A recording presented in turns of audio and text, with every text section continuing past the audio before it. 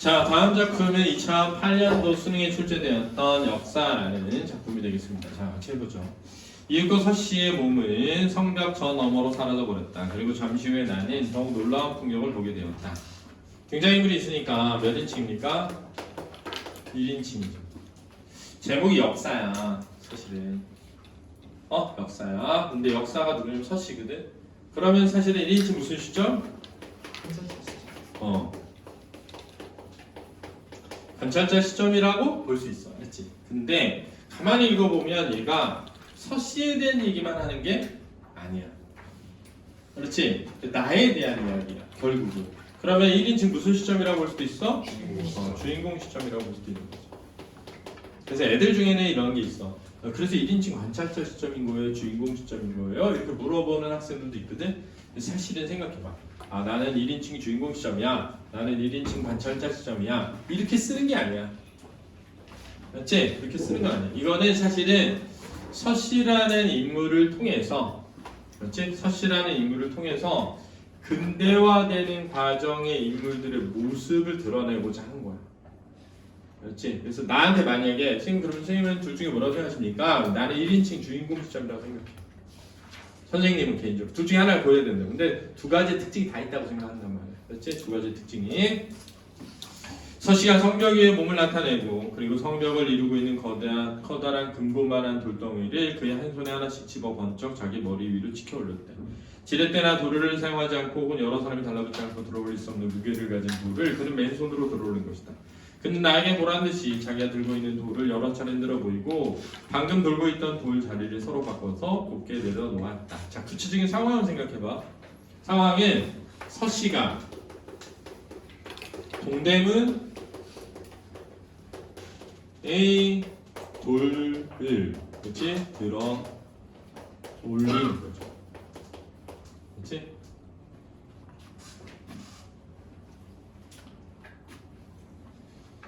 나는 꿈속에 있는 기분이었다. 고담 같은 데 등장하는 역사만은 나도 인정하고 있었지만 이 한밤중 바로 내 앞에 푸르게 빛나는 조명을 온몸에 받으며 디디고 서 있는 저 사내를 나는 무엇이라고 이름 붙여야 할지 몰랐다.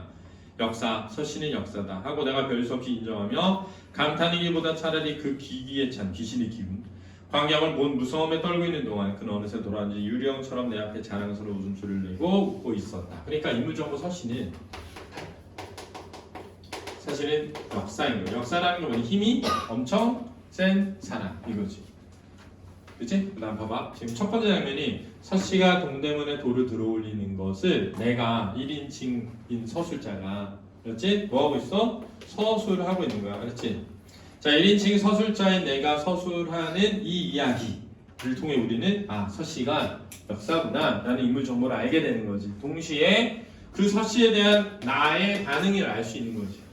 그치? 자, 서씨를 뭐라고 인식해? 역사라고 느낀 거야. 이해됐지?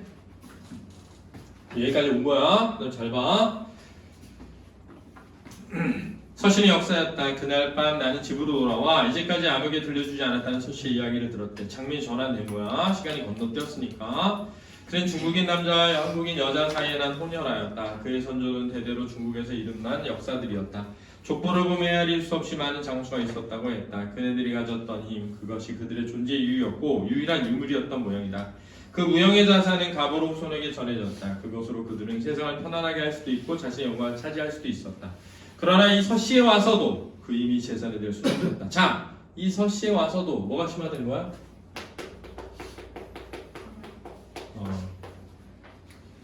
도시화되고 산업화되고 자본주의화되잖아. 자본주의화되면서 과거에 힘센 일들은 그냥 돈벌이의 수단이 될 수도 있어도 아무 영광이 될 수는 없는 거야. 이게 변화하는 현실이지. 생각해, 옛날에 힘세잖아. 그럼 장군이 되잖아. 요즘에 힘세잖아. 이제 큰 놈이 안 되는 거야. 사실은.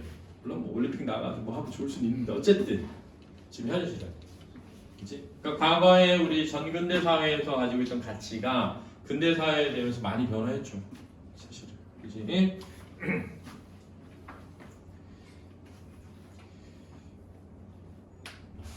그 다음에 여기서 이제 보면 이런 걸 무슨 듣기라 그래? 전해 듣기라고 하거든. 이 전해 듣기가 주로 어디서 많이 나와? 1인칭 관찰자 시점에서 많이 나오는 이유는 내가 남의 얘기를 해야 되는데 남의 얘기를 다 할 수가 없잖아. 그러니까 누군가로부터 전해 듣게 되는 과정이 꼭 나온단 말이야. 근데 여기서 특징이 뭐냐면 그런 서씨의 집안의 내력이 소설의 중심이라는 게 아니라는 거야. 지금 이 이야기가 서씨가 겪은 일이 아니야. 서씨가 겪은 여러 일들이 중심 이야기가 아니야. 서씨를 본 나의 생각과 감정과 이게 중심이야. 그러니까 1인칭 무슨 시점이야? 주인공 시점이지. 근데 1인칭 관찰자 시점에서 나타나는 특징이 보여지는 거야. 왜냐면 내가 그걸 보면서 느낀 점, 그래서 내가 어떻게 행동했고, 그래서 내가 어떤 일을 겪었고가 중심인데 그 중심의 이야기를 풀어낼 때 서씨라는 인물을 내세웠기 때문에 그런 특징이 나타나는 거지. 그렇지?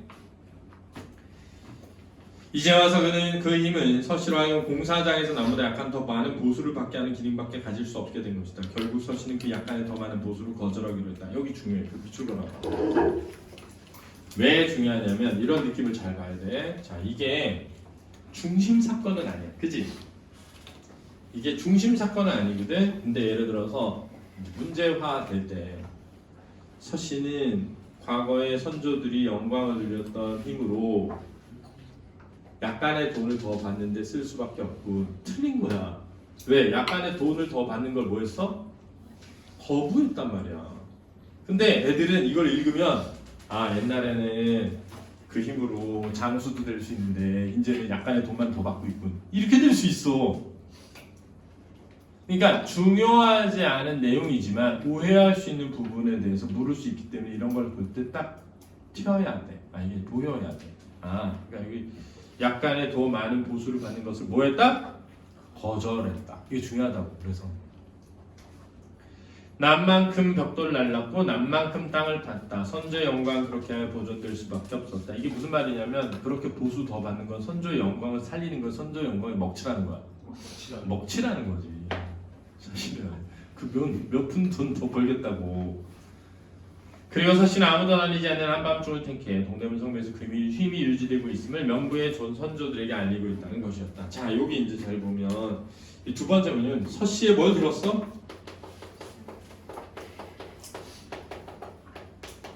들었죠. 서씨에 내려가 들은 거야. 두 번째 구체적인 상황. 그래서 뭘 반응하게?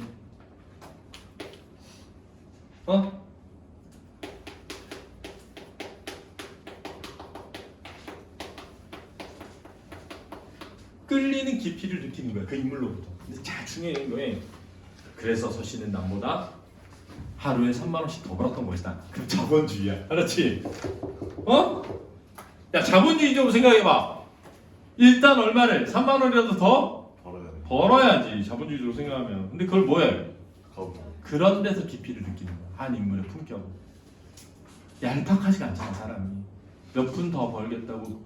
근데 진짜 아무 의미 없는 행동을 하는 거잖아. 동대문에 가서 성벽에 돌을 옮기기. 지금 아무 의미 없잖아. 아무 생산도 없잖아. 아무 가치 없잖아. 그래도 하잖아.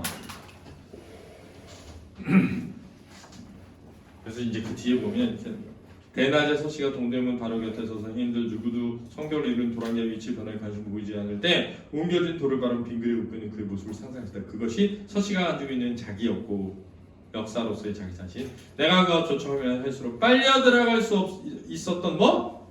깊이. 이게 반응이지. 딱 봐봐. 이 서씨가 동대문에 돌을 들어 올리는 구체적인 상황을 통해 서씨라는 인물이 역사구나. 역사라면 인식하는 거지. 그 다음 서씨의 내력을 들었어. 그 내력을 들으면서 그 인물에 대해 끌리는 깊이를 느끼는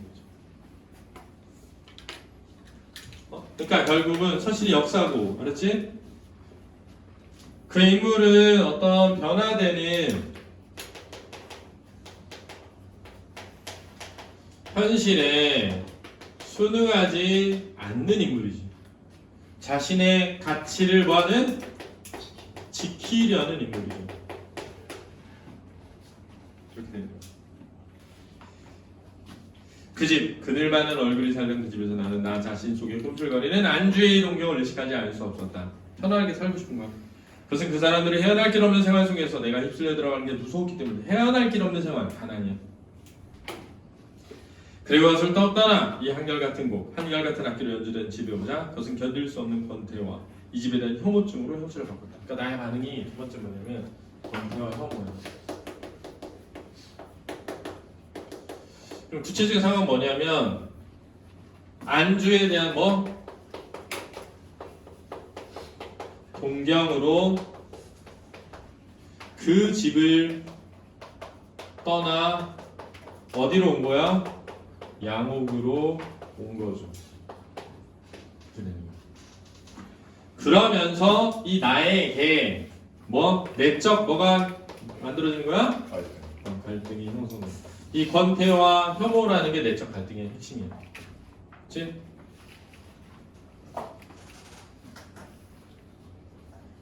나란 놈은 아마 알 수 없는 놈인가 보다. 피아노 소리가 그쳤다. 물식 중에 나는 방바닥에 팔목 시계를 쥐고 올렸다. 내가 지금 무슨 행동을 했던가 깨닫자 쓴웃음이 났다. 피아노 소리가 그친 시간을 재보려고 했던 것이다. 그리고 나는 내일도 그 피아노가 그친 시간을 재서 그 시간을 비교해 이 집에 대한 혐오증의 이유를 강화하려고 했던 것이다. 나는 자신에 대해 어이가 없음을 느꼈다. 그런 느낌이 드는 그것은 조금 전에 내가 서씨의 그 거짓없는 행위를 회생했던 덕분이 아니었을까?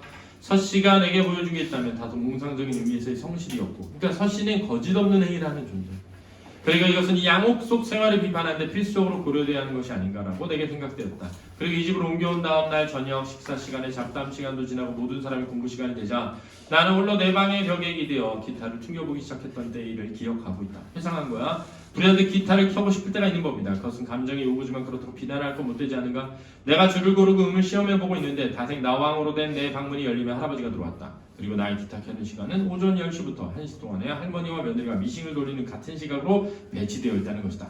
위대한 가풍이 내게 작용된 첫 번이었다.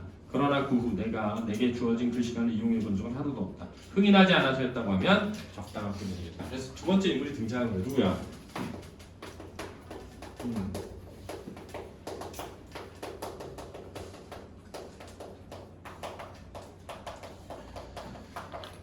그래서 가풍을 알려준다는 게 뭐냐면 기타를 치는 시간이 뭐에 있는 거야? 정해져 있는 거죠. 그렇지? 그러니까 정해진 시간에 기타를 쳐야 되는 거죠. 그래서 잘 모르겠지만 이 둘이 싸우진 않아. 근데 이 둘이 이 집과 그 집과 이 집 양옥으로 공간에 뭐가 있다? 대비가 되는 거죠. 그치? 사실 서씨는 전근대적인 가치관이고, 그렇지? 할아버지는 근대적인 가치관이고. 근데 우리가 이제 전근대 근대를 우리 지난번에 돌다리에서 했잖아. 돌다리에서. 그렇지? 그러니까 이 전근대 사회라고 하는 것은 어쨌든 경제적으로는 불안하지만 그러나 뭔가 순수함과 이런 것들이 몽환적인 것이 남아있던 시대지. 그렇지? 근대 사회는 경제적으로는 안주할 수 있죠. 안정은 갖춰져 있죠. 그러나 기계적이고 형식적이고. 그래서 기타를 치고 싶어서 치는 게 아니라 치는 시간이 돼서 치는 거지. 근데 니네가 생각해봐. 사실 근대라고 하는 것의 시작을 알린 게 뭐냐면 철도예요. 철도. 철도가 왜 중요하냐면 철도는 정해진 시간에 출발해서 정해진 시간에 도착하거든. 그래서 전 세계의 시각을 통일화해. 그 다음에 시간에 따라 인간이 삶을 살게 되는 것을 보여줘. 굉장히 중요해. 철도가 그래서 문명이라는 걸 상징할 때. 그래서 니네 보면 이번에 미션 임파서블 7 보면 배경이 되는 철도 봐봐. 석탄 때잖아. 퀴퀴 하면서 가잖아. 디지털 시대의 아날로그적인 배경을 삼아가지고 그걸 전개한 거야. 그 과정에 보면. 왜 하필이면 요즘도 저런 열차가 있나? 이렇게 느낄 정도의 열차에서 하는 거야. 행위가. 가만히 보면 서부국에서 말 타고 가면서 총 쏴가지고 열차 멈추는 것처럼 낙하산 타고 오토바이 타고 뛰어가지고 낙하산 타고 열차에 올라타는 거나 비슷한 거야. 사실은. 그런 거야. 근대와 전교대. 그래서 근대 사회 그러면 시간에 맞춰서 행동하는 거야. 그래서 옛날에는 배고파도 밥을 먹거든. 지금 시간이 돼서 먹는 거야. 그렇지. 지금 시대가 변하는 거지. 어? 누가 반응을 하는 거야? 시리가. 시리가? 나 이제 보면 잘 봐. 그래서 개인적으로는 주인공 시점이다.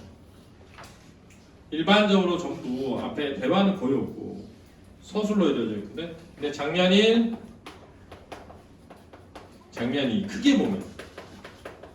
그래서 장면 1은 그는 많은 얼굴들이 사는 집이야. 장면 1은 서씨로 대변되는 곳이죠. 그렇지?